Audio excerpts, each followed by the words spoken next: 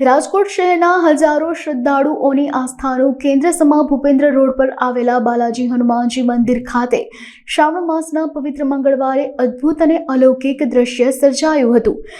બાલાજી હનુમાન મહારાજ જાણે સ્વયં શિવ શંભુ જળાભિષેક કરતા હોય તેવો ભાવ સાથે દિવ્ય શણગાર કરવામાં આવ્યો હતો।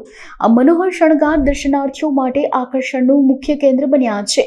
ભક્તો બજરંગબલી હનુમાન અને ભગવાન મહાદેવ બંનેના દર્શન કરીને આધ્યાત્મિક શાંતિ અને આશીર્વાદની અનુભૂતિ કરી રહ્યા છે। મોટી સંખ્યામાં શ્રદ્ધાળુઓ દાદાના અનોખા દર્શન કરવા અને મહાદેવના આશીર્વાદ લેવા ઉમટી પડ્યા હતા। સાંજની સંધ્યા આરતીમાં પણ બહોળી સંખ્યામાં ભક્તો જોડાશે।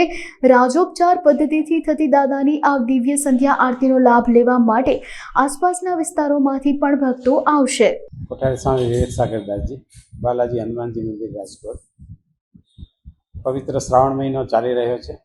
પૂરા ભારત વર્ષમાં બધા ભક્તજનોને શિવ મહાત્મય વિશેષ કરીને હોય છે।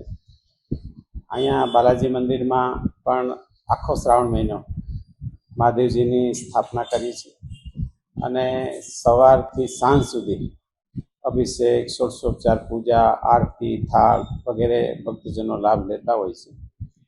પૂરા એ રાજકોટમાં શ્રદ્ધાનું કેન્દ્ર હોય તો એ બાલાજી હનુમાનજી મંદિર છે। અહીંયા હજારો લાખો ભક્તો મહાદેવના દર્શન કરી અને કૃતાર્થ થાય છે। પવિત્ર શ્રાવણ માસમાં મહાદેવજીના ચરણોમાં પ્રાર્થના કે પૂરા એ રાજકોટવાસીનું તનથી, મનથી, ધનથી ભગવાન આ બધાને સુખ્યા કરે એવી ભક્તજનો વતી મહાદેવજીને અને બાલાજી દાદાને પ્રાર્થના। જય બાલાજી।